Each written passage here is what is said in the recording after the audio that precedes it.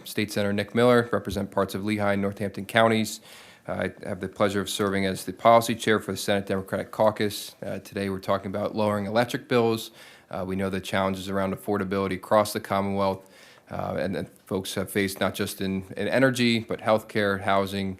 We've done a number of different hearings across Pennsylvania. Talking about these today, we want to be very specific about solutions addressing the rising electric bills across Pennsylvania.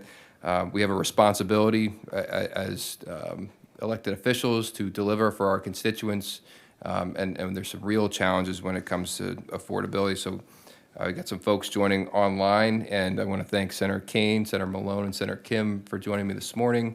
I would open up for any opening remarks. Senator Kaine, we'll start with you. Thank you, Chairman. Good morning, everyone. Good morning, everyone. I'm Senator John Kaine, and thank you for joining us this morning. I'd like to thank my colleagues and our testifiers and everyone who's here today to discuss one of the issues that I hear most from my community, and that's the rising cost of electricity. Pennsylvania families are doing everything they're supposed to do.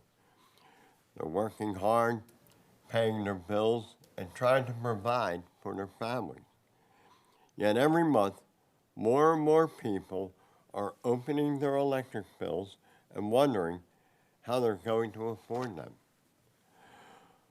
Part of the problem is confusing contracts and a marketplace that too often leaves consumers vulnerable. That's why I introduced Senate Bill 312. This is simple.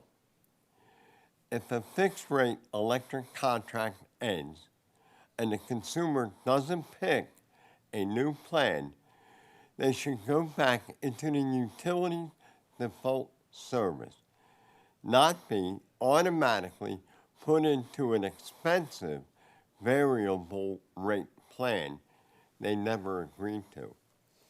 Senate Bill 312 is one idea to protect and lower electric costs for consumers. But what other options may be available? That is the question that we will be discussing at today's hearing. I look forward to hearing from other witnesses and working with my colleagues to make sure our laws will protect the people we were elected to serve. Thank you, Chairman. Thank you, Senator. Senator Kim for some opening remarks. Sure. Thank you, Mr. Chair. Good morning, everyone. I am very excited to hear today's testimony. We've identified the problem and we keep talking about it, but we need solutions really badly. We need solutions yesterday. So I'm grateful for Senator Kaine's bill, Senate Bill 312, as one of the tools to help us tackle the rising costs, but it's a timely matter, and again, I'm looking for solutions to help relieve our poor constituents who are dealing with this on an ongoing basis. So thank you, Mr. Chair, for putting this together. Thank you, Senator Kim. Senator Malone. Hey, thank you. So as already said, I'm Senator James Andrew Malone, represent the 36th District, which is most of northern Lancaster County. I'm really happy that you all came out to provide us some good information, and I'm looking forward to hearing what we get out of this. Thank you. Thank you, Senator. To kick us off, Vice Chair Kim Barr, our Commissioner from the Pennsylvania PUC. Commissioner.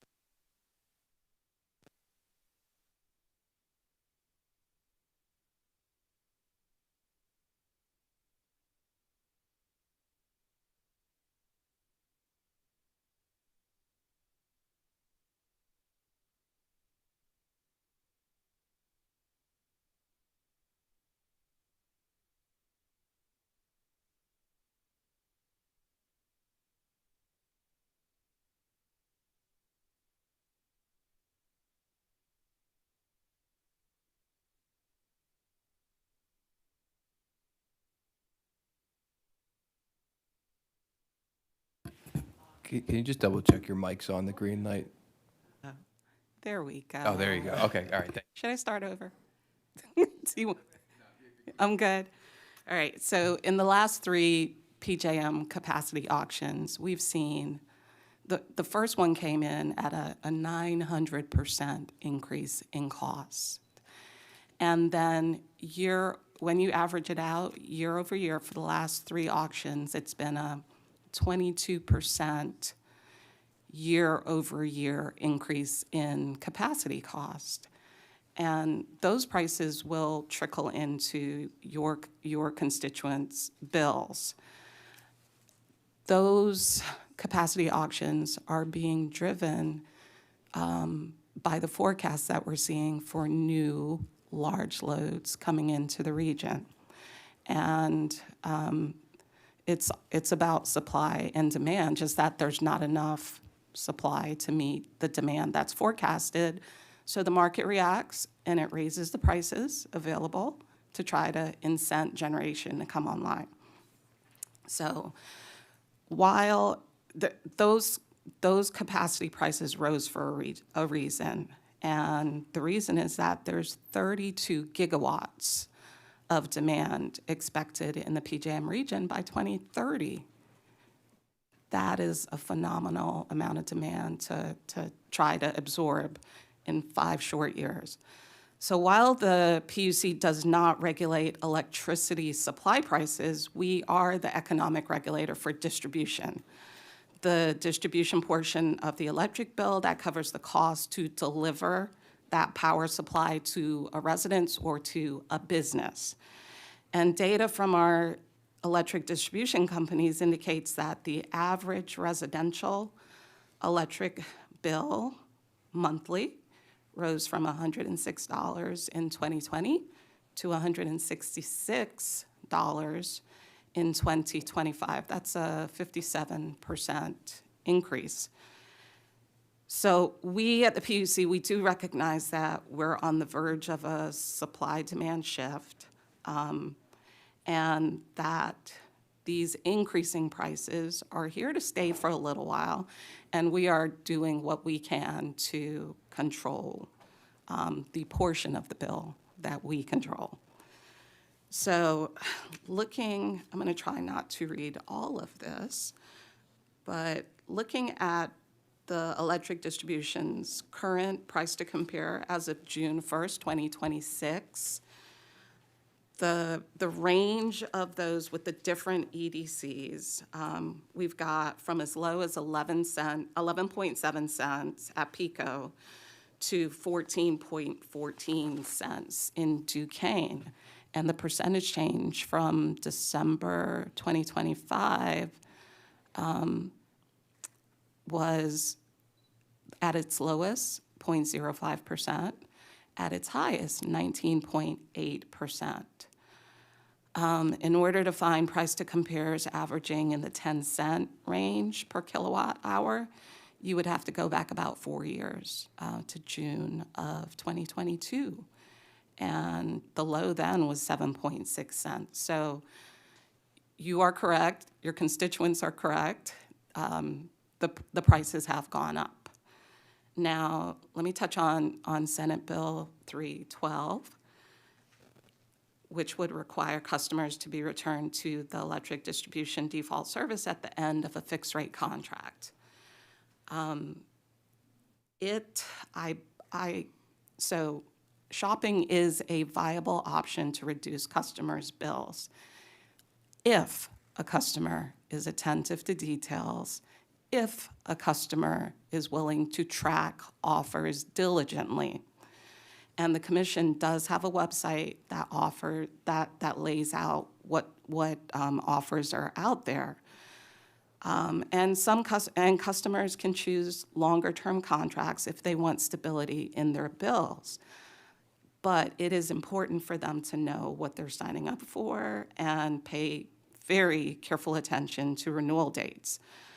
I do believe that Senate Bill 312 will stop customers from inadvertently, if they're not ones to pay attention to contract terms, being pushed onto a much higher month-to-month shopping price. So that will save some customers money, in my opinion. And I should have said this at the beginning. These are my opinions for the most part. Yes, I do believe that Senate Bill 312 will help the specific issue of returning the customer to the default service in the event that that customer does not affirmatively opt into another contract. Now, with regards to moving on from 312, at the commission, we do oversee the electric distribution companies' low-income programs for those customers who are usually at 150% of the federal poverty level. And there are various programs. You can see my testimony for that. There's the Low Income Usage Reduction Program. There are the CAP programs. There are hardship funds, CARES referral programs. And every single one of these programs is valuable and very much needed. So please do encourage your constituents, if they qualify at that income level, to take advantage, because they do save them a lot of money. Other programs that we oversee are Act 129 programs, time of use rates, depending on the EDC. And these programs, like Act 129, it's an energy efficiency and demand response program that the EDCs use to invest in energy efficiency, the goal being reduce consumption, and the bill is lower, reduce demand, and the need to build out the system is lower. So all of this helping to lower electricity bills. Something that I do hope that we see more of are time of use rates. And time of use rates can actually offer a nice discount on customers' bills if they choose to lower the amount that they use during peak hours of the day. Right now, PECO does have a time of use rate, and I believe there's one other EDC. But I do hope that our utilities start offering expanded time of use rates. Now, as a state, there's some critical policies that I believe we should take on to save customers money. First and foremost, it's time to move at the speed of business and reduce hurdles and unnecessary slowdowns on energy products of all types, every kind of megawatt that we can get into the system, because so much of that bill is driven by lack of energy supply right now. So I would love to see renewable projects, large, what we think of as baseload projects, just coming onto the system more and more. And also distributed energy resources are another way of customers, helping customers to control their bills. And at the commission, we took a look at large loads that are coming into the state. More than a year ago, the commission began a proceeding designed to address the load growth created by the data center load. We held an en banc in April of '25, and finally, we issued a large load model tariff on May 12th of this year. And that final order sets thresholds for the definition of large loads. It contains collateral and financial security provisions. It establishes a framework with contract terms and early exit fees for these large loads. And it deals with contributions in aid of construction by large load customers. It also provides them for a self-construction option and cost allocation rules. And for it also, and one very important thing that the order allowed was that the large load user class would contribute to the universal programs that are out there to help low-income customers. And that would allay some of the increased energy costs being driven by the forecasted use, their forecasted use of the grid, the large loads. The order is a blueprint for the EDCs to best protect ratepayers from data center proliferation and energy consumption. And the commission has strongly encouraged the EDCs to use the concepts in that tariff to insulate residential and other commercial customers from the rising electricity supply prices due to this large load demand.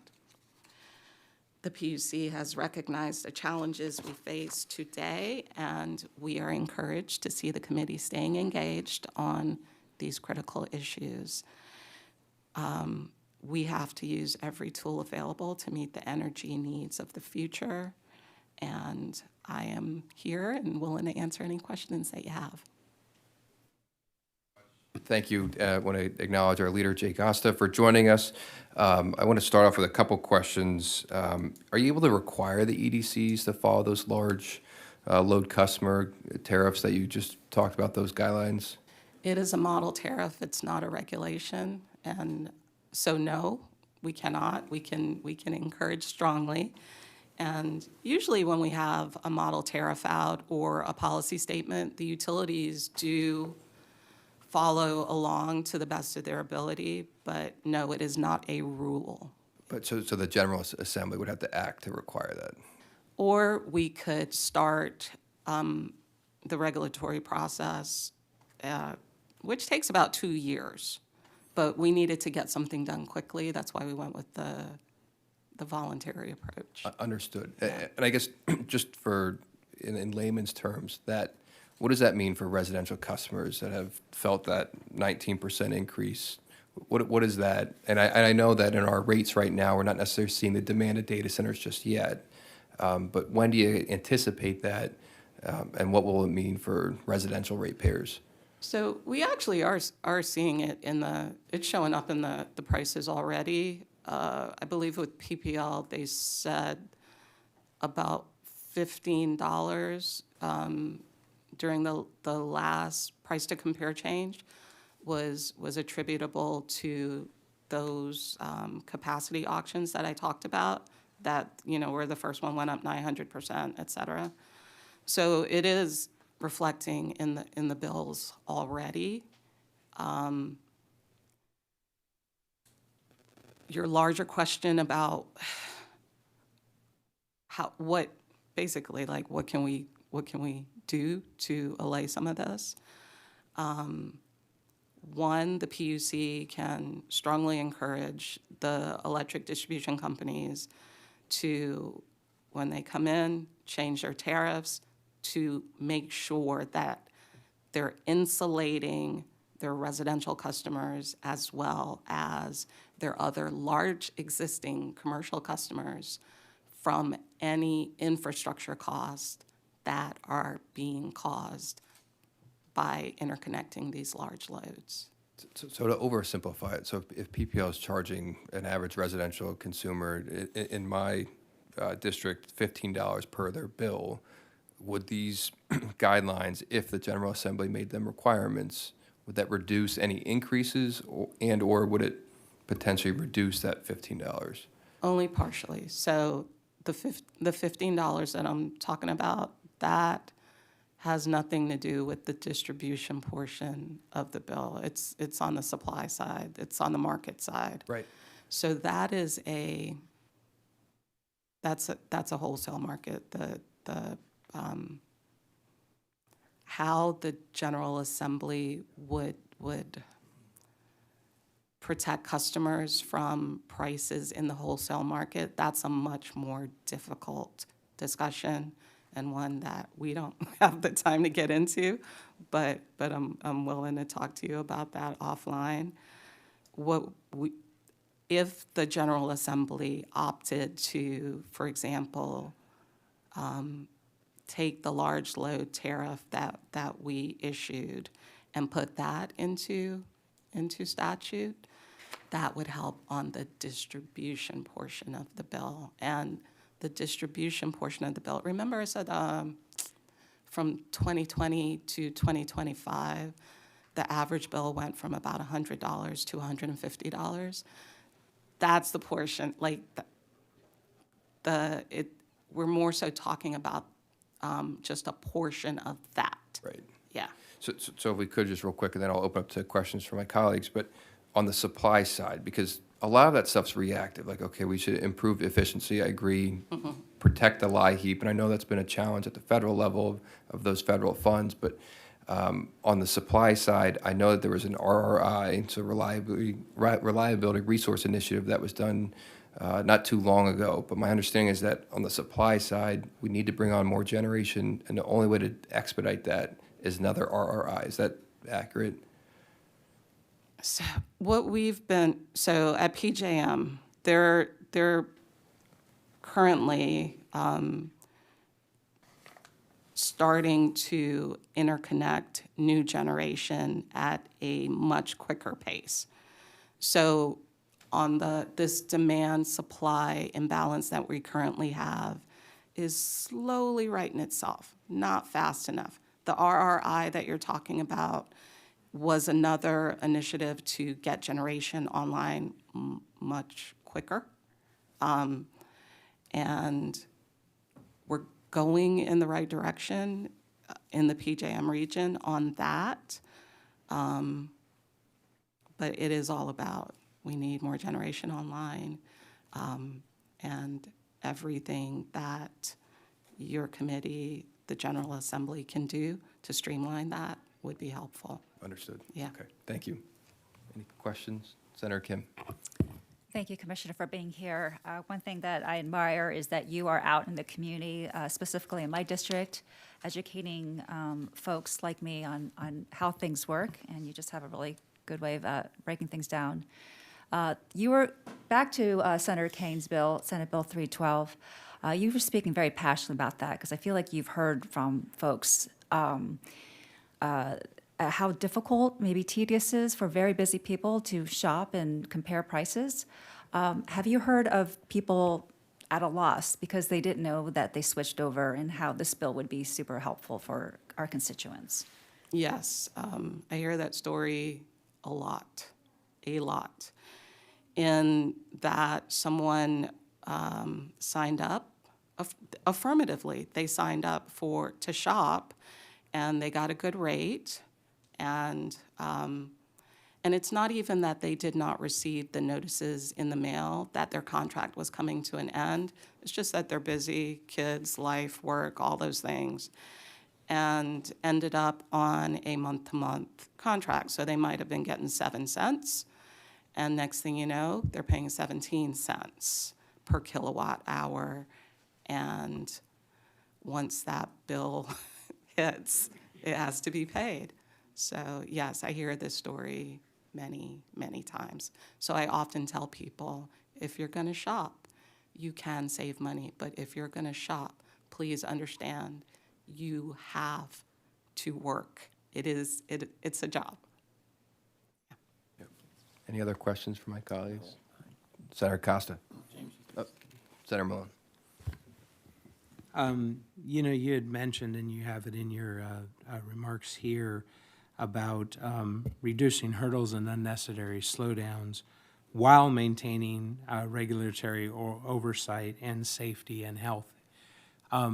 Where is an item or a line item that we could actually do that? So it is with regard to permitting for any kind of energy project, whether it is a solar installation anywhere in this Commonwealth, whether it is a natural gas plant, whether it is a wind project. We need those megawatts. That is not anything that the commission has any kind of authority over. So I look to the General Assembly to ease the way for those projects and those very needed megawatts. And I understand that as a state, local zoning and local permitting is a very strong force, but I also look to the General Assembly to, to help us with that, please. Okay. Senator Costa. Thank you very much, Mr. Chairman. Thank you for your testimony today. I guess my question is somewhat simple. In addition to your support for Senate Bill 312, which we're thankful for that, what would you recommend we as the legislature do, or do it in conjunction with the PUC, that could immediately put resources back into people's pockets or save money for folks? Give me two, in addition to Senate Bill 312, 2 or 3 other things that we together or individually can do to help people right now, not waiting through the regulatory process 2 years or so, as you talked about, to do some of those things, zoning changes and the like. What is it that we can do right now in legislation that's pending, or what would you recommend for us to do so that we can address this issue sooner than later? Once again, my opinion, not the commission's opinion. I was very pleased to see Chair Fiedler's legislation move in the House yesterday. And the aim of that is getting at utility bills, at reducing some of the costs that are being passed on to customers. That is of interest to me. So that is one vehicle. If you could just describe specifically how that would benefit consumers. So that bill's looking at the returns that utility companies are earning and just trying to come up with a more fair process for disciplining some of the returns there. So that's it. It's as simple as that. Any other suggestions? That's all I have for now. Okay, thank you. Thank you. Okay. Any other questions? Okay. Thank you very much for your testimony. Thank you. Next, we have the advocate Daryl Lawrence from the Office of Consumer Advocate of Pennsylvania.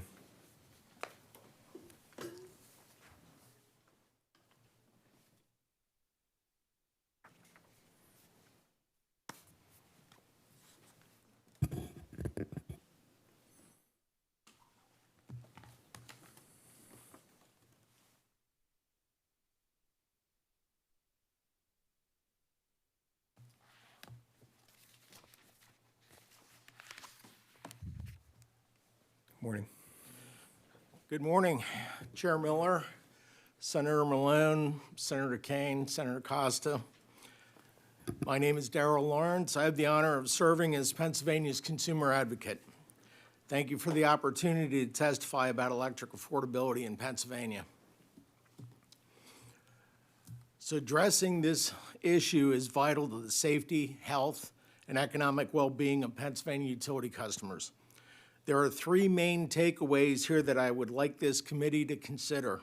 1, first, when setting rates for regulated distribution service, the following methods should be required.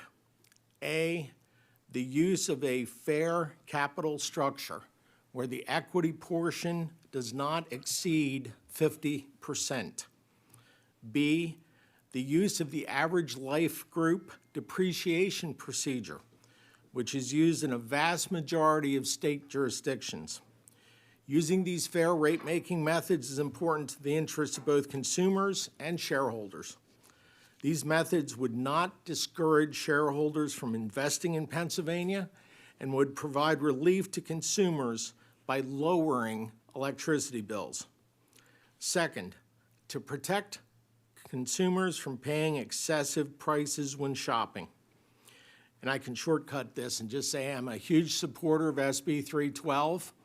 It should be passed with all due expediency. Why it has languished so long is a mystery to me, because it is something that can be immediately done to take the burden of extremely high electric bills off of consumers, especially when they never signed up for such a contract to begin with. Finally, while the introduction of hyperscale data centers in Pennsylvania presents opportunities and challenges, the Commission must require electric utilities to have mandatory safeguards in place in their retail tariffs to ensure that the interconnection of new data centers will not harm existing consumers by shielding consumers from rate increases and service curtailments. My office is committed to doing its part to protect existing ratepayers. Now, on capital structure. Capital structure is a relative percentage of equity and debt that a company uses to finance its investments. Equity is more expensive than debt. I can give you some numbers currently. Return on equity awards from the Public Utility Commission in fully litigated cases have been anywhere recently from the area of, say, 9.8 to 10.2. Those are high numbers compared to nationwide standards. Debt, long-term debt for utilities right now, 5.5%. And that's high because of the current economic structure and the economic climate of where we are right now. But still, 5% is a lot less than 10, so I think we'd all agree. A capital structure whose equity portion exceeds 50%, while slightly reducing financial risk, increases the overall cost of capital, which must be recovered through rates. If you look at the parent companies of these utilities that are their capital structure, you will generally see the capital structure of the parent companies are somewhere in the area of 45% equity and 55% debt. That's common across the industry. Whereas for regulated utilities, when they file a rate case with the Public Utility Commission, almost invariably those capital structures are completely flipped. And we'll see capital structure proposals of 55, 56% equity and 44, 45% debt. This structure benefits the parent company through a concept referred to as double leveraging. Through double leveraging, the parent company issues debt and then infuses that debt into the regulated subsidiary as common equity. Since equity is more expensive than debt, this reduces costs to the parent company at the expense of the utility's ratepayers.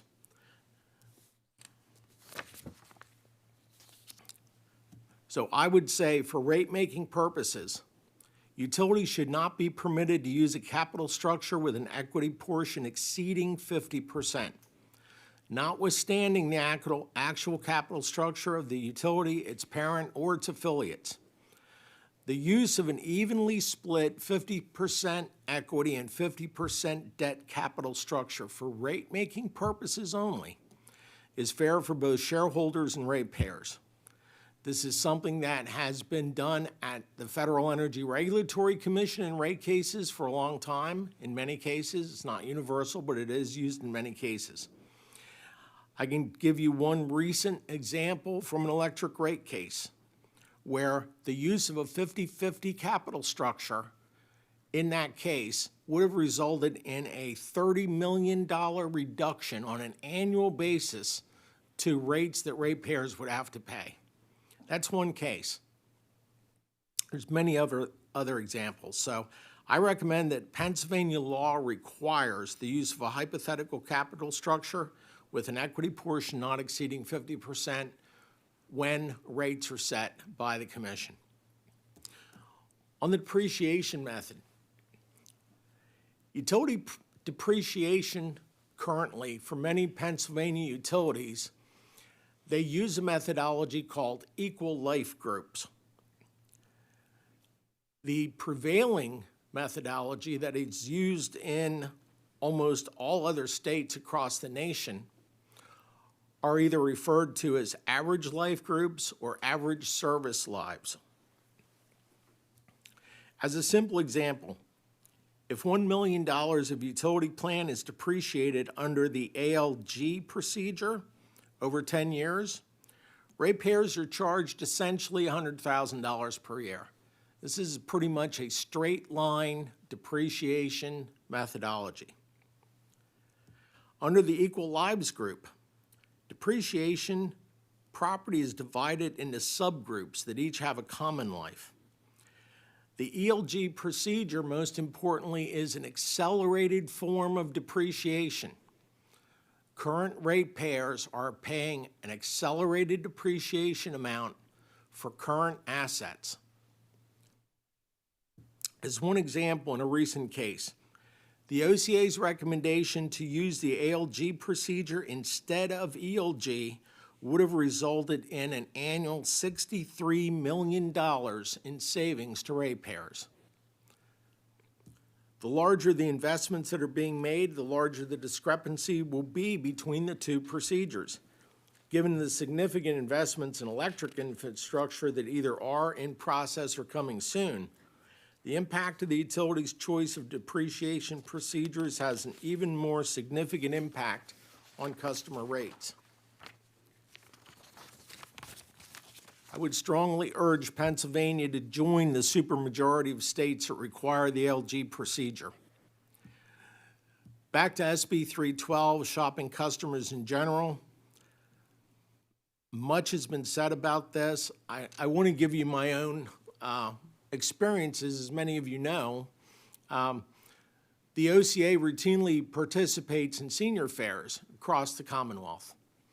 And we probably get to 50 or 60 of them a year. And we man a table and we answer questions for consumers. The number one thing that customers want to talk about at these senior fairs is shopping. And at some of these senior fairs, schedule permitting, I try to go to them myself. And I'm the one who mans the table and talks to consumers face to face.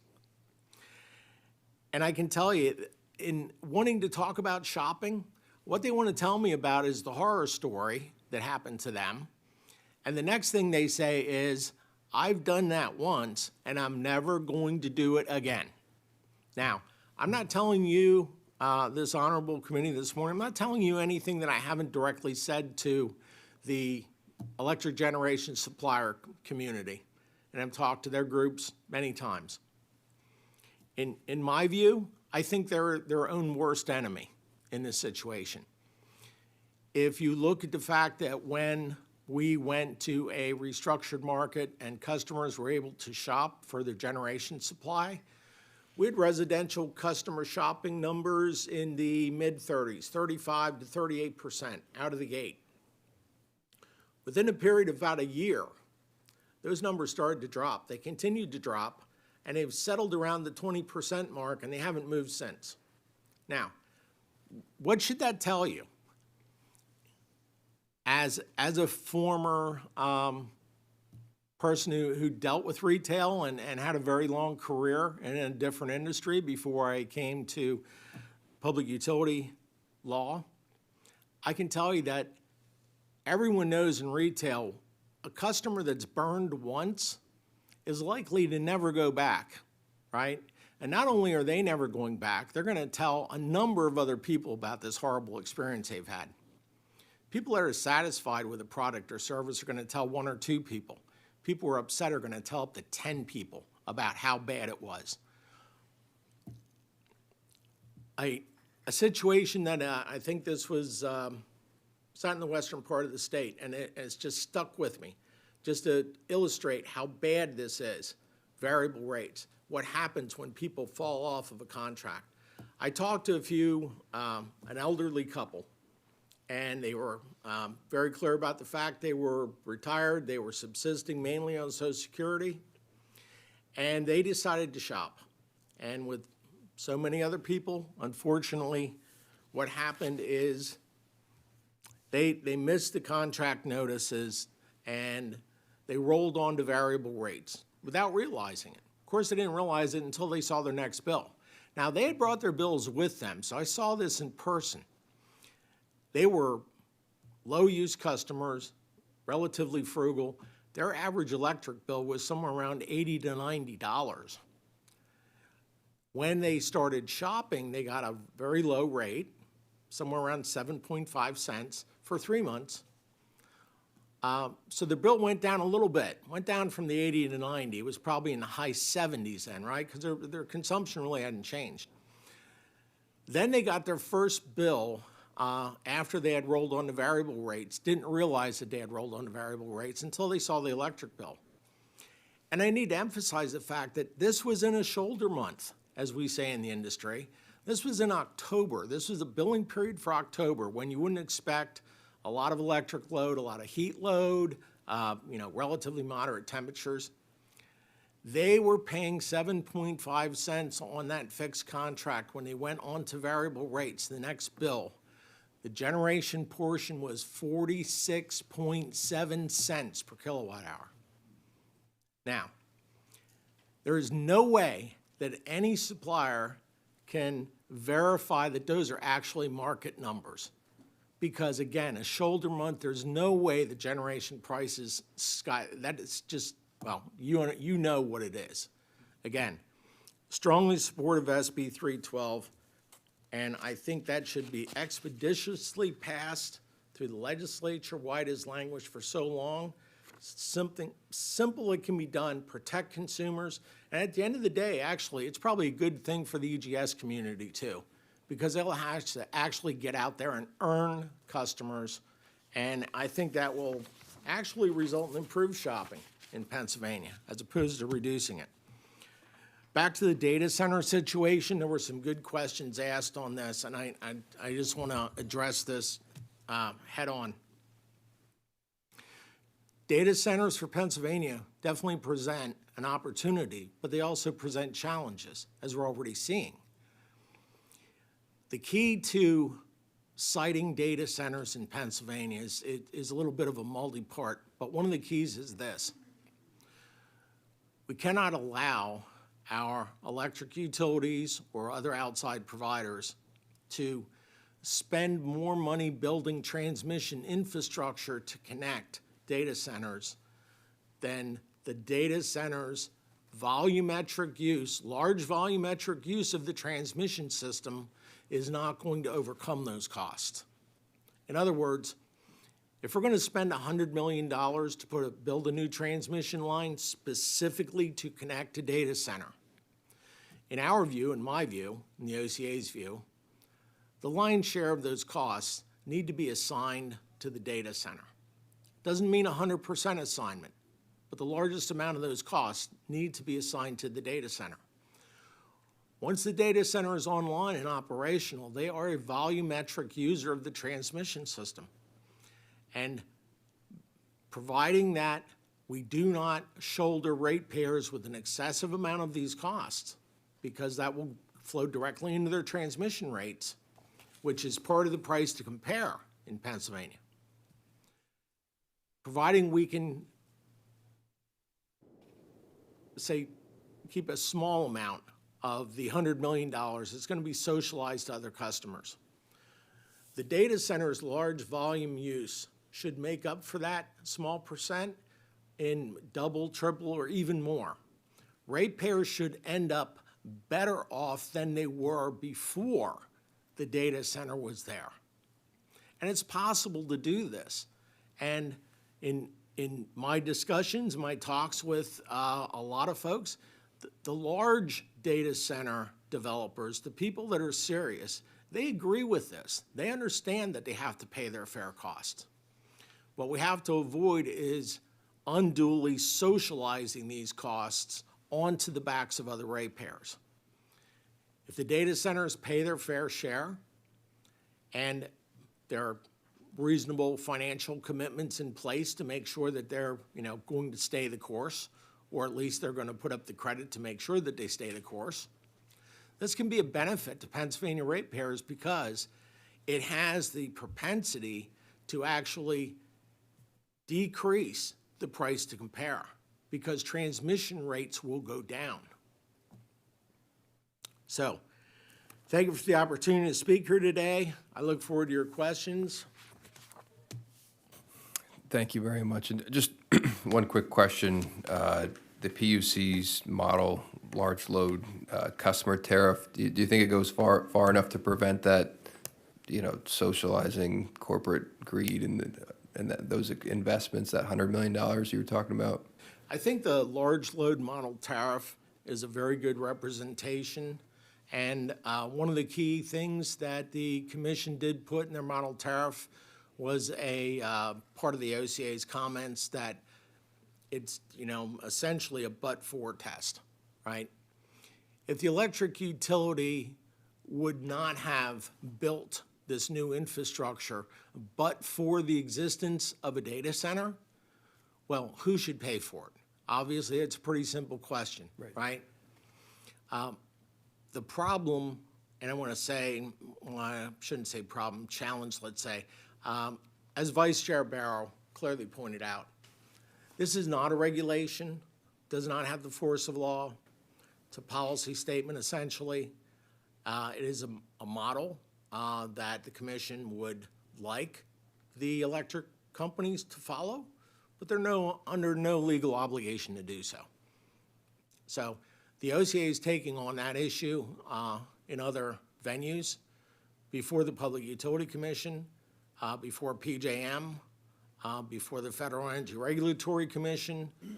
We're very actively pursuing all of these and continuing to participate at PJM to make sure that those are the outcomes that happen for Pennsylvania. If you have any follow-up feedback on what an action by the General Assembly would look like to require some of those guidelines, would definitely welcome those post this policy hearing. Would open up to my colleagues for any questions. I have none. Okay, thank you very much. Appreciate your testimony. Thank you. Thank you. Next, we have Andrew Tubbs from the CEO and President of the Energy Association of Pennsylvania. Andrew, when you're ready.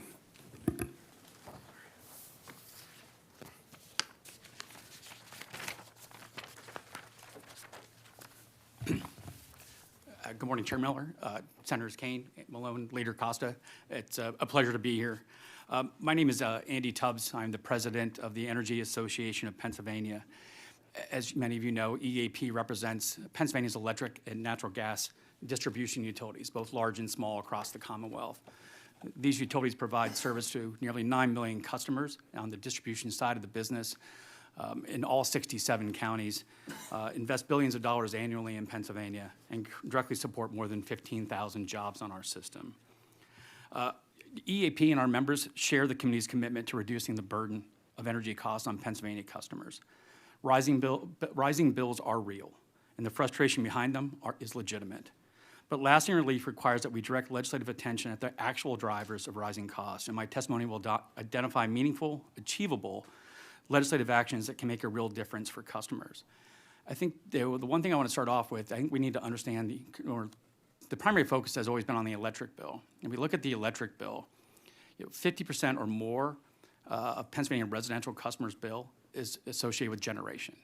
And that's what Vice Chair Barrow focused on today, is that over half of the bill is focused on the cost of generation.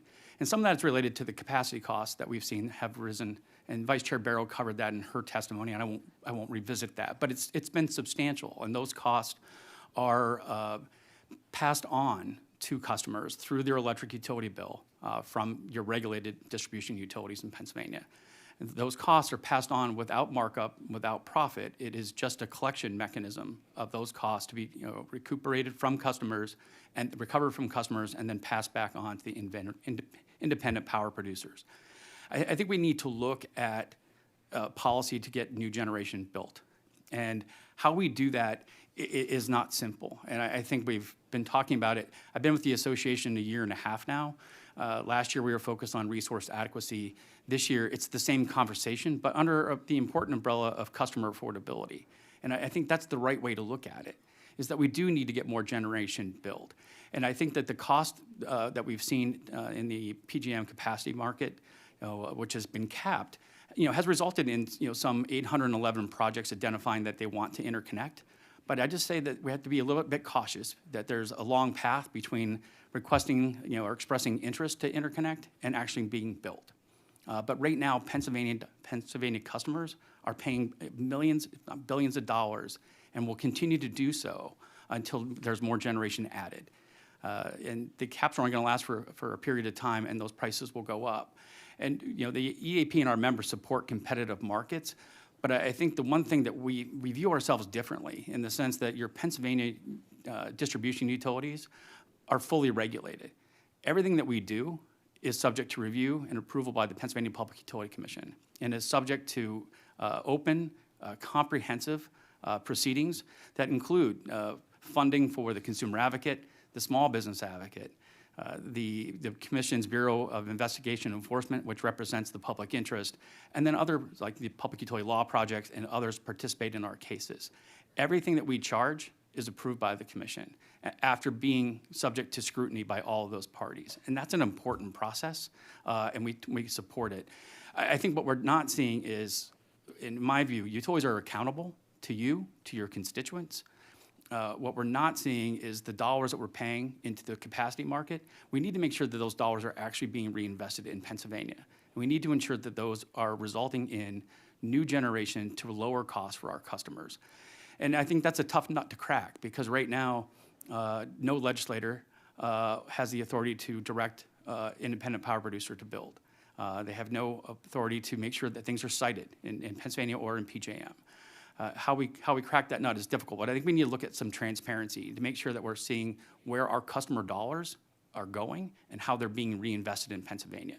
The one thing I can say is that while no one likes rate increases, the difference is when you see a rate increase from a utility in your service territory, you can see the work being done because you see the workers in the streets. You see the workers replacing pipe, replacing service lines.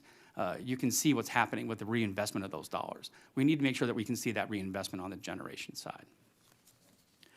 I think when we talk about real market things that we can do to help customers, I want to echo what the consumer advocate just said. I think retail competition has resulted in savings for some customers, and the vice chair was correct. Those customers that are diligent, that pay attention closely. But I think what we've seen is that inattentiveness, and in some cases, just marketing that has been targeted at vulnerable customers has resulted in Pennsylvanians paying substantially more than they should for their energy. Our members, both gas and electric, in 2024 noted that those customers that shopped, and again, the consumer advocate noted it's been capped around 20%. So we're talking about a sliver of the residential market, the residential customer base. Our customers paid in excess of $350 million more than they should have had they just stayed with the price to compare offered by their default service provider. Now, this is not to say that retail competition can't work and isn't working for those that pay attention, but we do need consumer protections. And I think Senator Kaine, Senate Bill 312, House Bill 2131 by Representative Boyd represent meaningful legislation that could put guardrails up for consumers and to protect them from those marketers that are switching them over to, sort of luring them in with low-cost options, but then those roll over into to variable contracts. Those aren't working for customers, and we need to make sure that we protect customers. And again, I think we can find middle ground on how to do that. This isn't a get for the utilities, right? This is really just a consumer protection mechanism. If an EGS or a natural gas supplier wants to match the price to compare, that's viable. It's not for us to decide who the customer receives their power supply, their generation. We just want to make sure that they're not paying more than they need to. And I think that is something that Senator Kaine, your bill, and Representative Boyd's bill, in conjunction with one another, could address, and that's important. I think the next thing is net metering. I know that the commission has focused on this a lot. I testified in the House this year, and I was on a panel with the chairman, the consumer advocate, and the small business advocate, and it was one of those rare moments in my career, maybe the only time in my career, that we were all saying exactly the same thing, is that net metering rules in Pennsylvania are not working in their current form. Net metering was a good, laudable goal of incenting residential customers to install solar panels and other means on their homes to generate. If they created more generation than they used, they would be offsetting their entire energy bill, and they could get paid. And they got paid the full retail rate, which is not just the generation portion, but also the distribution costs that they pay the utility. It was all offset, and they get compensated for that. But what we've seen is those rules have been used by what we refer to as merchant generators. Those are solar developers who are interconnecting to electric distribution company systems up to a 3 megawatt level. Their only consumption of energy may be the panels themselves or a dash inside. So it's nominal usage. So the payment they're receiving for this substantial amount of generation that they are producing is astronomical, and that is all funded by residential customers and by small business customers. And it's continuing to grow. I think when the chairman testified in the House earlier this year, I think he mentioned that there were 36 projects presently, and that's about $6.4 million annually that are being paid for by customers. But looking at the queue, that there were going to be 90 projects by 2027, and that's going to be that substantially more. It was hundreds of millions of dollars. I scribbled it down and I can't read my own writing, but then it goes up even higher. I mean, we're talking about $700 million in the out years for this. So it's just continuing to go. And the conversations in the House to address this are correct. They're having the right conversations, but we're sort of getting waylaid, going down rabbit holes of how to make sure we continue to prop up developers. And I don't want businesses to fail. But at the same time, I don't want businesses to be stood up on the backs of our residential customers at the cost that it's going to go to. So I think we need meaningful conversations about net metering to get that right. I think another topic that we agree with the commission on is the AEPS border. This is sort of the tier 2 credits in Pennsylvania. Can only be met by in-state resources. And I appreciate the goal of supporting in-state businesses, but that has really saw the cost of those credits go from 30 cents to $10 to now they just hover between $20 and $29 a credit. That's a substantial cost impact again on customers, and I think just reopening the border would result in lowering costs for customers. And those things, Leader Costa, are measures that I think really go to the heart of what you were asking earlier. What are things we can do now that will be meaningful for customers? I think that's a good example. I think we'd also continue to advocate for reinstating Chapter 14, which is the act that protects customers. There are disagreements on how to get that done, but I think that's a conversation that just needs, individuals like Liz and myself, the consumer advocate, in the room to have a conversation. Because at the end of the day, everybody wants to make sure that we try to keep customers on the system, but we need to make sure that those customers that do pay their bills on time aren't covering too much of the cost of those that are vulnerable and unable to pay their bills. It's not about wanting customers not to be receiving service, but it's just making sure that we're being responsible for those customers that can pay and do pay. It's a tough balance, and it's not an easy discussion, but I think it's one that we need to have. And I think the one thing that we should be talking about in Pennsylvania, and maybe it's part of the data center conversation, is we've talked about investing in low-income programs. I think we need to do it responsibly, but Pennsylvania doesn't have a state LIHEAP program. We're one of the few, if not only, cold weather states that doesn't have one. We should have one. And we're on the same page with low-income advocates on this point, that we think Pennsylvania, that's a meaningful way to get customers who are at the threat of losing service to remain on system. So I think we should have that conversation. I don't want to ignore the elephant in the room, which is House Bill 2224. The cost-saving measure in that bill, from my view, is the elimination of the electric gross receipts tax. That is a tax that only is charged on electric customers, not on gas customers, and that is a meaningful way to save customers money.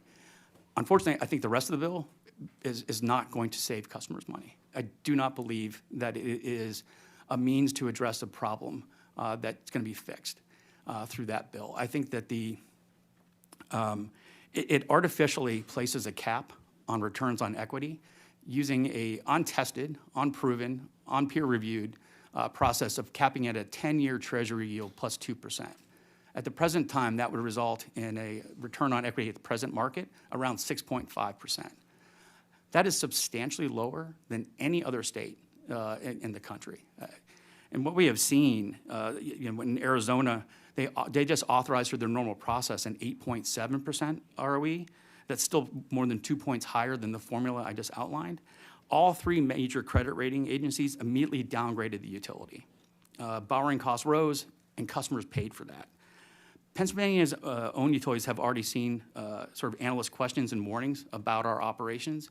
And this just isn't about profits for utilities, because I think that's where we kind of get lost. This is about jobs and economic growth, because the profits that your utilities make, some of it is used to fund investors that have chosen to invest in utilities, but the rest of it's reinvested in the system. And that reinvestment is, replacing aging infrastructure, building new systems to meet economic growth and needs for our customers, both residential and business. And those are jobs that do that. Those are the jobs that we saw. So I think when in the House, we saw no hearings on this bill to have a thorough analysis of what it means. What you did see is letters come in from various groups, unions, public agency groups, economic development, and chambers, highlighting the stress and the importance of making sure that we have financially healthy utilities. I am not suggesting, as I sit here, that utilities are not part of the solution when it comes to affordability. We absolutely are part of that conversation. But I think that the Public Utility Commission and the proceeding that it holds as our economic regulator in Pennsylvania is doing a good job of what it's doing. And I think the conversations we're having about utility costs will continue to bubble up and be part of those conversations. But the settlements that we're even seeing this month alone include advocates, either opposing, not opposing, or signing on completely for settlements. These cases are thoroughly vetted over 9 months with expert testimony, thousands of interrogatories, and a lot of hard work. This isn't there's no hiding the ball here. It is an open process. But I think something we can work on is transparency, making sure people understand how rates are set, what settlements mean and what they mean to customers, what is in there. So I think there are conversations that we should have, and we're willing to have. We just need to be responsible how we do this. But I think House Bill 2224 in its current form is bad news for Pennsylvania. Happy to answer any questions you may have. Thank you very much for your testimony. Just being mindful of the time, I got just two quick questions. When you mentioned the state LIHEAP program, is it supplemental on top of the Yes. federal guidelines, so to support middle class and small businesses? The goal. Absolutely. Yeah. I think we should have our own, and we should be additive to the federal program. Yeah. The EAP and its members continue and have worked with members of both caucuses, on both sides of the House and the Senate, to support federal LIHEAP. We also stopped our disconnections of termination in November, a month early, just because the federal program was shut down. So we're working with you. We want to help customers stay on system too. And then my other question is, do your members have an opinion of the PUC's large load customers? Did they weigh in on that? We did, The and tariff. we commend them for, one, having the proceeding, two, allowing the flexibility, because no utility's built the same. So it provided flexibility.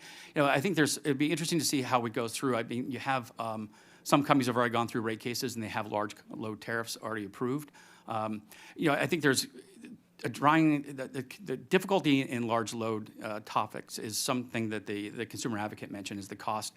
It's not all here. Some of it's regulated by the Federal Energy Regulatory Commission. So trying to find the balance between the two. But 100% agree with the commission's proceeding, support the initiative, and support the flexibility they provided. And we look forward to working with them and the stakeholders going forward. Yeah, would welcome any feedback on that. Absolutely. If the General Assembly considers making it mandatory. Any questions from my colleagues? Senator Acosta. Thank you very much. I'm going to go back to the comment about not having a mechanism like Senate Bill 312 in place. Did I understand you correctly that had it been in place, ratepayers would have collectively been able to save $300 million or $350? They pay $350 million more than they should have, if in fact 312 had been in place. There are some customers that choose to pay more. than they need to for price to compare. Because you do have some customers that want to choose 100% solar, 100% wind. That's at higher cost, and that's a choice they make. So those customers, they would continue to pay more. But Leader Costa, I think the problem is that you have customers that are hundreds of millions of dollars would have been saved if we had Senate Bill 312 or 2131 in place. And I think we can and should work with the competitive market side of the house to get this done. Because I think there's things we can do to protect retail competition, but also don't lose sight of the customer, which at the end of the day is the most important part. And I think as this conversation today is about affordability, I think that's something we need to take a look at. Second thing I want to ask you relates to House Bill 2224. You talked about the gross receipts tax and eliminating that. Obviously, that has a significant impact on the general fund budget and the like. Absolutely. But if we were, and I understand your opposition or concerns about other parts of it that relate to other aspects of that bill in terms of disrupting the market. If we were able to look at, I'll just throw this out, maybe a potential freeze of the GRT for a period of time, would that have an immediate effect on people's bills? I assume it would. Is that accurate? It would. Okay. Do we know exactly, and excuse me for not knowing this, but what does the gross receipts tax and electricity space generate each year? Subject to check. I believe I saw a number yesterday, $1.7 billion, but I would need to confirm. Okay. But that's something that would result ultimately in savings to ratepayers? 100% immediately? would. It would come off the bills immediately, and that would have a meaningful impact on customers right away. Okay. And then certainly I agree with you on the LIHEAP stuff. I know that when we had COVID resources, we tried to do some stuff there with LIHEAP, and even before that, the previous stimulus bill that we did back in early 2008 or 9, I think we did something in that space.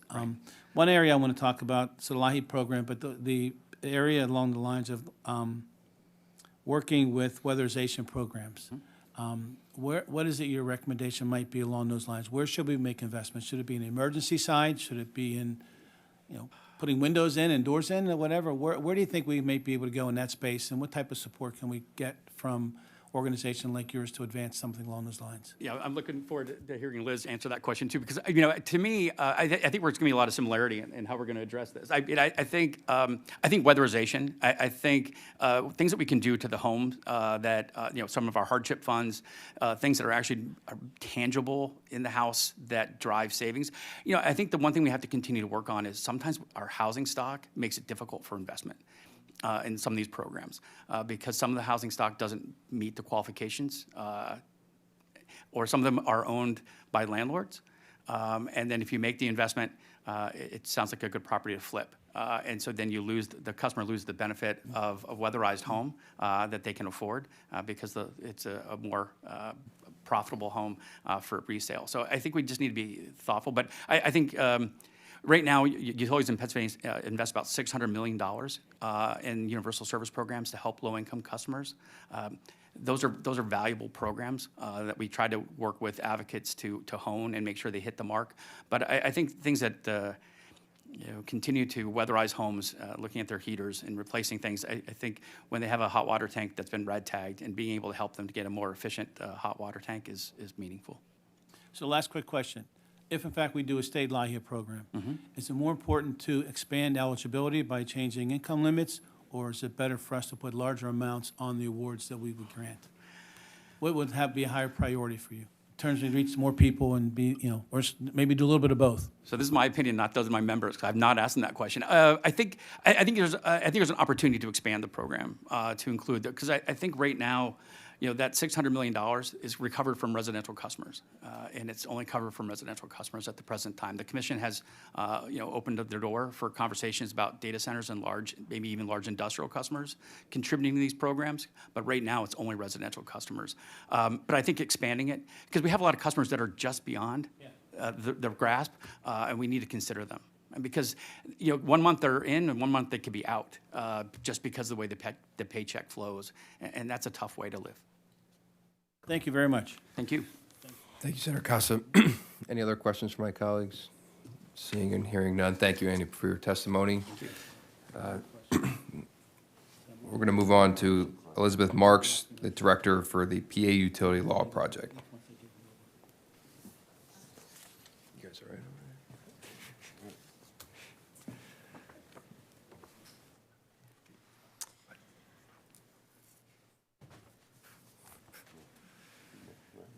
Liz, when you're ready then. Thank you, Chairman, and good morning. Good morning, Senator Kane, Senator Malone, Senator Street, and Leader Costa. It's a pleasure to be here today testifying on such an important issue of the growing energy affordability crisis. And I will call it a crisis because it is a crisis for the families we serve. My name, Liz Marks. I serve as the Executive Director of the Pennsylvania Utility Law Project, which is a statewide legal aid program. We represent day in and day out the low-income consumers across the Commonwealth who are struggling to keep the lights on and the heat running. And I'm here today on their behalf. I submitted some really detailed testimony that I hope you or your staff will review. It was provided as a resource comprehensively to go over what the problem is as we see it, as well as comprehensive solutions that can address both the distribution and generation side of the equation. I'll attempt to draw your attention to various data and charts because I think it will be helpful to highlight, but I'm certainly not going to read it to everyone's benefit. But before I turn to the solutions, which I really want to dig into and I want to answer your questions, I think it's important just to contextualize, and you heard some of the context this morning. But of course, electricity is essential to modern life, yet across Pennsylvania, we have families who are increasingly being priced out of this basic necessity. So over the last 18 months, and you can see in the tables on page 4 to 5, electric generation rates have increased between 18 and 52%. Over that same period, the PUC approved nearly $1 billion in distribution rate increases, adding approximately 2 to 10% to residential electric bills. Combined, these increases, both on the distribution rates and the rising generation rates, are having a severe strain on families, especially low and moderate income households and the vulnerable households like seniors, individuals with a disability, and families with young children. In 2025, more than 387,000 Pennsylvania households, that's households, not individuals, but households, had their electric or gas service involuntarily terminated merely because they couldn't afford to keep the service on.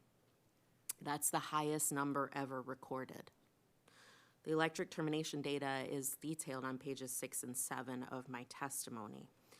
It's important to keep in mind the consequences. It's not just about losing the food in your fridge or the temporary inconvenience of not turning on a light. It can have serious and severe and lasting impacts to health, safety, and well-being. Utility debt alone can be a block to housing, both in the short term and the long term, and is a leading indicator of first-time homelessness, which is a growing problem across the Commonwealth, especially among the particularly vulnerable populations. While rising prices are driven by multiple levels, which I'll get into in a moment, I do want to take a moment to address the fact that Pennsylvania's punitive collections framework has made things worse. For 2 decades, Chapter 14 incentivized terminations, compounded household debt, and limited the Commission's ability to ensure affordability. It did not reduce collection costs, and the sunset of Chapter 14 in December 2024 created an opportunity to replace our punitive system with one focused on prevention. And I'll say I do agree with my colleague, Andy Tubbs, that working together to create a system focused on prevention of utility debt rather than punishment for falling behind is one that my office is keenly interested in working on with you all and with our partners. But turning briefly to the key drivers of rising costs. First, data center load growth. You heard a lot about it from my colleagues, and I don't want to belabor it. Of course, since late 2024, generation rates have surged, and it amounts to about $58 a month for some households. PJM's independent market monitor did find data centers are the primary driver of rates and capacity price spikes, and those are the prices that are now flowing through our generation rates. The increases, I want to highlight something that Vice Chair Barrow said earlier in her testimony, that these increases are also driving up the cost of providing utility assistance through our customer assistance program. My office has calculated that amount to be roughly $75 million annually in terms of the additional costs that our customer assistance programs are costing. These costs are borne by residential customers alone, while data centers pay nothing to offset the costs that they are actually causing. As infrastructure is built to actually serve large load customers, the distribution and transmission system costs are also going to rise. And if we are not careful and we don't put the right tools in place, we will see that rise in distribution and transmission costs shift and increase the burden on Pennsylvania families even further. Second, you heard a lot about it, but I'm going to touch on it briefly, the residential shopping market, which in our estimation has been an utter failure for Pennsylvania families. Long-term monthly shopping data shows that residential retail competition has resulted in persistently higher costs on net. And I will say, you hear a lot about good actors and bad actors. I will say my office has dealt with all actors, and we don't see very many good ones out there. It's not about just variable versus fixed rate. We've seen plenty of households roll onto what is a fixed cost. It is just a fixed, significantly higher cost. Some of my colleagues highlighted some stories, but I want to just briefly say I was at talking about energy affordability with a group of young mothers, right? Very young mothers, newborns in their hands, right? It was a support group that I visited. At the end, at first, all they wanted to talk about was shopping. All of them had at some point been caught up. These are young mothers with infants at home and very little support. One pulled me aside at the end and asked me to look at her bill because she had no idea why she couldn't afford it. It was over $600 for her and her newborn. She was paying 36 cents a kilowatt hour. She had tried to contact the utility. She had tried to contact the supplier, and no one would tell her what's going on in a way that she could understand and help her switch away from that cost. 36 cents a kilowatt hour. This was a young mother, couldn't have been more than 19 years old with an infant in her hand. Since 2015, residential shopping customers have been charged over $2.6 billion with a B more in the residential retail market than they otherwise would have been charged if they remained on default service. And I've detailed this, pages 12 through 16. You can see the tables, you can see the data. My office has been tracking it for years through complex litigation. Low-income households, I just want to note, are hit the hardest. And we've looked, what do low-income shopping customers pay when they're shopping in the residential retail market? And I will say, it is scary and it should bother us all. In PPL service territory, low-income shopping customers paid $62 more than the retail, the default service price over a 4-month period. Residential shopping customers paid $20 more. Why are we charging low-income households, known to be low-income by the utility, higher rates? I'll say this is consistent every time we look at it, and it is deeply troubling. At this point, the evidence is clear to us that the market is not working for consumers and is contributing to the affordability crisis. Third, in terms of drivers, the rising natural gas exports are rising electricity prices in Pennsylvania. And since 2016, the rapid expansion of gas exports has tied Pennsylvania's gas prices to global markets. I'm talking about it today at this hearing about electricity because 60% of Pennsylvania's electricity is generated with gas. So when the price of gas goes up, so too does the price of electricity. We saw this in 2022 when the global price and global spike in prices led to a 40% increase in gas shutoffs, followed by a similar spike in electric terminations as those prices made their way onto residential customer bills.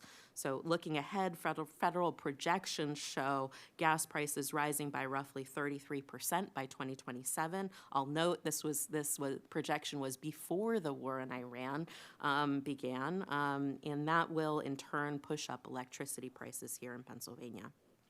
Fourth, utility profits and rate design. My good friend and colleague, Darrell Lawrence, outlined this in greater detail, but I will note here that the utilities in Pennsylvania are routinely authorized return on equity exceeding 10%, well above broader market expectations. This is translating to record profits at a time when we are facing record terminations. At the same time, alternative rate making is also shifting normal business risks onto consumers, transforming a utility's opportunity to earn a return into a guarantee. Turning to the solutions, and I outline them in detail in my testimony, but the scale and complexity of this unfolding energy affordability crisis demands comprehensive reforms across multiple fronts. My recommendations fall into several key areas. First, preventing cost shifting from data centers to consumers. We heard a lot about this, and so I will just briefly say that while the Commission has taken steps in this direction with the release of its large model large load tariff, the model tariff is not binding. The utilities have not been required to come in and file tariffs that would conform with the model tariff, and the legislature, in my estimation, must establish a set of binding and enforceable laws. I'll note that House Bill 1834, which passed the House with bipartisan support, would start to get at some of that and would shorten the time for a formal rulemaking to enshrine many of these into binding norms. Second, reform the residential retail energy market. In our estimation, the clearest solution is to end the retail residential competition in Pennsylvania. But at a minimum, I would say that the legislature should pass Senate Bill 312. That would require affirmative consent at contract renewal. And I'll say my office supports very strongly Senate Bill 312. But also prohibiting variable rate products and requiring longer-term fixed products. Right now, fixed means fixed, but only for 3 months. That's not really long. Eliminating the purchase of receivables program that insulates suppliers from risk. Right now, our utilities are buying the debt almost a dollar-for-dollar basis across the state. This provides very little incentive for the suppliers to reduce the rates that they are charging because ultimately they don't have to collect the debt that accrues. And fourth, I'll say restoring the PUC's authority to order direct consumer refunds is among the top reforms that we would recommend. I'll say that many of these the Commission already has the authority to do, but litigation often ensues and direction from the legislature is essential. Third, establish prevention-based billing, collection, and termination standards that stop the cycle of debt before it begins. This includes improved screening and automatic enrollment in assistance programs. We have troves of data of those who are eligible, but there are tens of thousands of households that might receive assistance through LIHEAP but can't get enrolled in the customer assistance programs. They should be eligible for both, and we should be eliminating administrative waste that is simply requiring more time, more effort to get households we know to be eligible enrolled in lower rates. Affordable income-based debt clearing payment arrangements and elimination of punitive fees such as late fees, reconnection charges, and security deposits that add and compound to debt. Fourth, strengthen protections against utility terminations, expand more durable medical protections for vulnerable households, and add seasonal expansion for protections from shutoff in summer when extreme heat is leading more and more to health complications and death, particularly among seniors and other vulnerable households. Fifth, expand and advance comprehensive rate reform, restoring the balance in rate making. Impose guardrails on return on equity that is tied to actual market costs. If the utilities don't like the fixed return on equity, go to the market and prove you need a higher return. House Bill 2224 is, just as colleagues have mentioned, should be coming over to the Senate soon, and we strongly support that bill and think it is a good model to move forward with reforms. Reduce rate case expenses and eliminate lobbying costs and association dues from rates. It's the only industry I know that raises rates and then charges customers for the privilege of doing so. Prohibit alternative rate-making mechanisms that shift business risks to consumers and bring transparency to black box settlements. Sixth, as mentioned at the end of my colleague's discussion, streamline delivery of efficiency, weatherization, and home repair programs. Right now, we have a confusing patchwork of programs that do not work well together. They, in fact, often compete. We sometimes find that trucks are rolled to houses to do weatherization from multiple programs. That is a waste of resources, and we can do better through consolidation and streamlined delivery. And finally, allocate state funding to support expanded LIHEAP. We desperately need state investment in the program to stabilize the program, which has been very destabilized over the last few years, and expand the availability beyond the winter months. We are headed into a summer that could drive electricity rates beyond what we have ever experienced, and there are no programs available in the summertime like LIHEAP to offset those costs.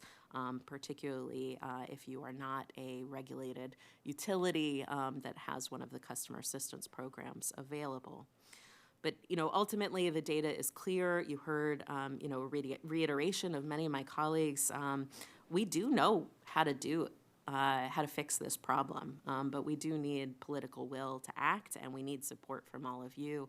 And I'll be happy to answer any questions or work with your office in the coming weeks to advance some of these solutions.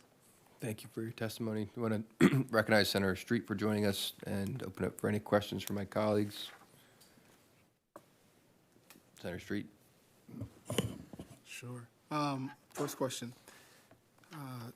Can you talk a little bit about how we would structure, what kind of changes we should specifically make that would allow or require high-load customers like data centers to then be able to pay into customer assistance programs or the programs that subsidize regular users that in the same way that residential customers currently do? Yeah, I think my office supports one cross-class recovery. We are the only state in the country that has comprehensive utility-run assistance programs that assigns those costs only to the residential customer class, which is part of the problem. Other states that have developed programs share those costs across all the different classes. But short of that more comprehensive solution so that all customers bear an equitable portion of those costs, you can direct assign costs on a volumetric or a fixed rate to a dedicated large load customer class. Recently, we reached a comprehensive settlement on behalf of our clients and many other parties in the case, in the PPL rate case, that will, for the first time, directly assign $11 million in universal service costs to data centers. I want to be clear that $11 million is based on what we could quantify data centers were causing. It does not expand the programs. It does not serve a single additional customer in PPL service territory. It merely assigns the costs that we identify that they have driven. So, I think requiring data centers or requiring utilities in their actual large load tariffs to assign costs, we think on a volumetric basis so that they are covering the costs they cause at a minimum, is the best way to do that. And PPL got part of the way there with a recently approved settlement. We'll see how that works in that service territory. But there is pushback to that, and so legislative support for that is important. And then one additional, you sort of touched on the need for summer utility assistance. We've in the past called ourselves a cold weather state. We certainly have cold weather, but we also now have expanded periods of extreme heat in ways that because of climate change are only likely to exacerbate. Can you talk a little bit about the need for summer assistance, utility assistance, and could there be loss of life? Is this now as vital as winter assistance? I will say absolutely it's as vital as winter assistance, and we're seeing increasingly troubling, data and reports about the impact of summer extreme heat on particularly vulnerable households and the exacerbation of health complications, particularly among seniors and again, households with somebody in the household who is disabled or has a health condition. It exacerbates that. And I'll say, when Pennsylvania passed a winter moratorium decades ago to prevent shutoff in wintertime, we reduced winter-related deaths significantly. We saw in some of the heat waves over the last few years a substantial increase in hospitalizations. We've seen it with our own clients who are calling us and shut off during those summer months. I'll say, passing or requiring a moratorium on terminations during the hottest summer months would be a really good start in the right direction. Coupling that with expanded assistance. Right now, we were fortunate through the pandemic years to be able to have an emergency AC program that provided fans and window units to vulnerable households in the summer. We were able to do that through the Department of Human Services LIHEAP program. A bit of funding was cordoned off to be able to address those cooling needs. That program has since closed because we have returned to pre-pandemic levels of LIHEAP assistance, even though we have not returned to pre-pandemic levels of LIHEAP or levels of energy costs. So one way that you could do that, would be pairing some increased LIHEAP, either direct bill assistance or at least restoring the emergency equipment to allow people to have access to cooling in their homes. But absolutely, it's a growing problem, and we have, I'll say, different parts of the state, right? Philadelphia certainly gets extreme heat, and you can't ignore the fact that there are vestiges of redlining that cause deep disparities in housing based on for communities of color and low-income communities where the quality of the home is not to the same standards. So you actually end up with higher energy burdens for those least able to afford it in order to keep their homes cool in summer.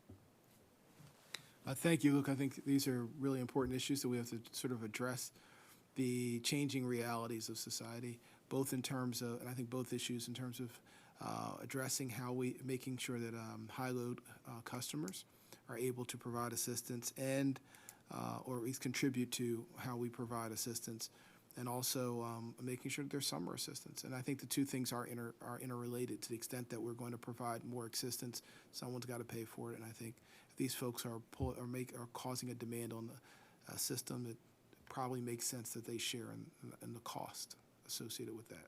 Thank you. Mr. Chair, I yield. Thank you, Senator. Senator Malone. Just really quick here, I always get a little confused on the thresholds. The majority of Pennsylvanians, hardworking, everything else, do not make over $80,000 a year. So where are the thresholds for LIHEAP and what have you? Where are those at? I'll say they're woefully behind where the need is. We're at 150% of the federal poverty level for most assistance programs in the utility space.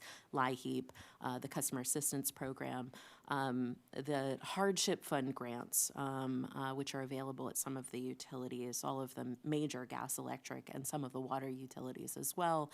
Those income thresholds go up a little higher, most of them to about 250% of the federal poverty level.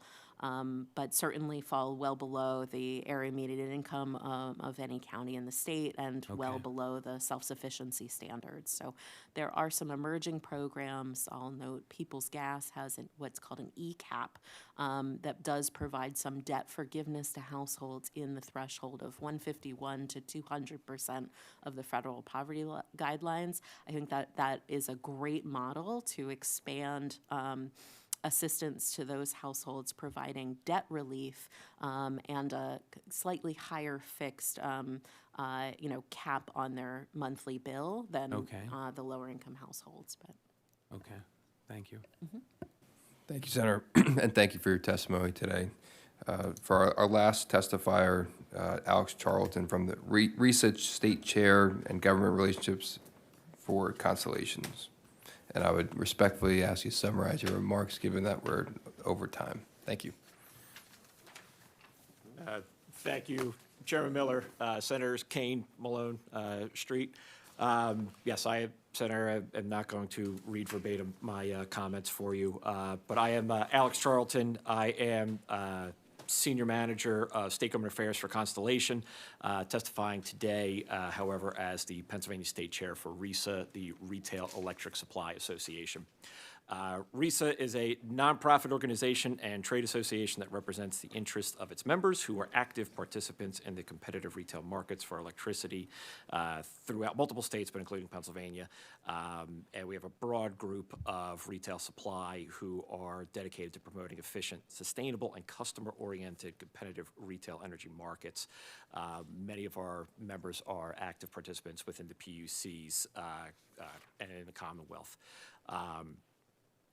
We do provide a customer value.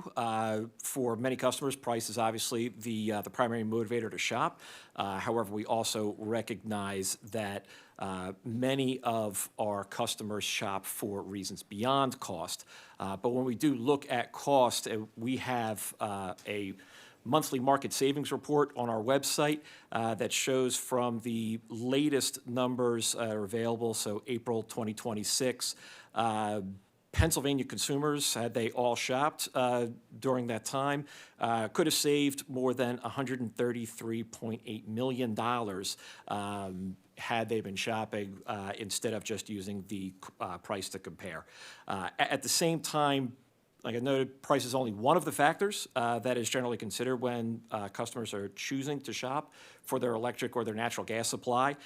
There are other product offerings out there that provide a benefit for those shoppers, and this includes services like 100% solar or 100% clean, time of use programs, as well as members or customers who look for long-term products where you're looking at multi-year products, whereas upfront these savings may not be immediately obvious, but knowing that costs are increasing for energy throughout the years, this is going to be able to provide you a more stable baseline, whereas for the next 36 months, you know exactly how much you're going to be paying for your electric supply charges.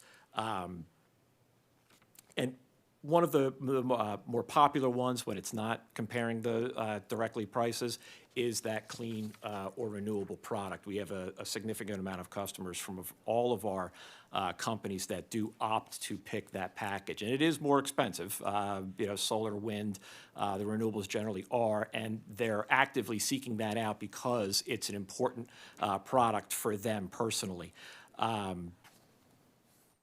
Moving forward into the future, there's a lot of new opportunities that the utilities are not able to provide where we are, and retail suppliers are going beyond and looking at new technology advances, demand response, time of use rates, opportunities to reduce costs during electric vehicle charging, storage integration, batteries, things of that nature. And a lot of these allow for customers to have a more granular input into how they are using their electricity and being able to better monitor when their electric usage is spiking rather than just getting a bill at the end of the month telling you how much you've used. There are apps available through some of our companies where you can actually see on a regular basis, exactly what your consumption levels are looking like. One of the areas that we always like to point out is that While the typical direction is to compare the standard service offer with the offers that are being presented through PA Power Switch, it is not an apples-to-apples comparison. The reality of today's retail marketplace, consumers know to do that comparison, but the reality just being that, that there are price differences because of how the two products are compared. The presence of a default service provided by the monopoly EDC is structured in a basis that follows, market-based dynamics, but the reality is it does not reflect all of the risk and costs that the utility has associated with providing that supply. Whereas on the retail side, our products do have to factor in all of our costs to be able to provide that generation supply to a customer. Essentially, default service and the current price to compare represent a very uneven playing field. It makes it challenging for the consumers and the suppliers to be able to evaluate them easily. On Senate Bill 312, we certainly appreciate the effort that Senator Kane is making in the attempts to protect consumers. However, we do have concerns that the bill in its current form would have some unintended consequences for customers that would frustrate the process further. Mandating that a customer who has proactively decided to shop for their electric, but then return to default service after the contract period ends, disrupts a lot of that consumer choice. One of the things that we do like to highlight is the fact that the customer did actively go out and try to leave the standard service offer because it wasn't something that they wanted for whatever reason, whether it was price or other factors. Simply mandating that they be returned to that standard service offer, one, disrupts whatever product they've chosen, but two, and I think probably more importantly, does not guarantee they're getting a cheaper price. Utility rates increase every 6 months. That's probably not going to change in the near future. So moving them back to the standard service is not necessarily going to provide them with a change. That's a decrease in price. They may actually see an increase as a result of it. And part of that, we mentioned before, customer shopping, not just on price, but also on some of the products that are out there available to them. If they made a decision to go to 100% green because, they don't want to support fossil facilities and generation of that sort, moving them back to the standard service offer, they're using those resources again, which was something that they had an opportunity to move away from. One of the other areas of concern, so issues like time of use, which is where you're going to be paying a certain rate for most of the day. However, for a period of time, generally at night, so something like 11 p.m. to 5 a.m., your rate can be as low as 0. And the reason why that's a great opportunity is for people who do have systems like electric vehicles, battery storage units in their properties. You can now take that time when you're not paying anything for your electric and charge those systems. So it's a significant savings for the consumer to be able to do that. Those products are typically on a longer timeline. They're usually 12, 24, 36 months. Obviously we do recognize that life gets complicated. Sometimes people forget about what their scheduling is. If they were moved back to the standard service offer at the end of that product concluding, or that contract concluding, now they're charging batteries and systems at night and paying full freight for it. And again, that's going to result in, frankly, an increase in their bill. When I was noted, the utility rates change, and they don't give the same type of notice that we're required to.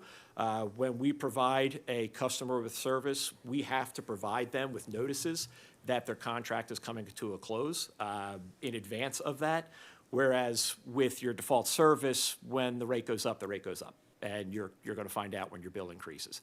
So we are held to a higher standard. We don't try to change that. We accept that fact. We're comfortable with that. But again, just pointing out those contrasts where there's a lot of criticism that's easy to lump onto suppliers, the reality is we follow a much stricter set of rules in providing notices to our customers to make sure that they are aware of what they're being provided with and what the changes are going to look like. One of the things that we have been discussing on the House side with Representative Boyd's model of the bill is trying to find some compromised language. Senator, we don't think that the bill that you've proposed is a bad idea. We understand where the model is coming from, but noting some of the concerns that we've raised here, we've offered some amended language such that when a contract ends, as opposed to just diverting them back to default service, moving them onto a new fixed contract. There would be no penalties if you decided to cancel that new contract, and requirements in place that the new contract mirrors to a degree what your current contract was.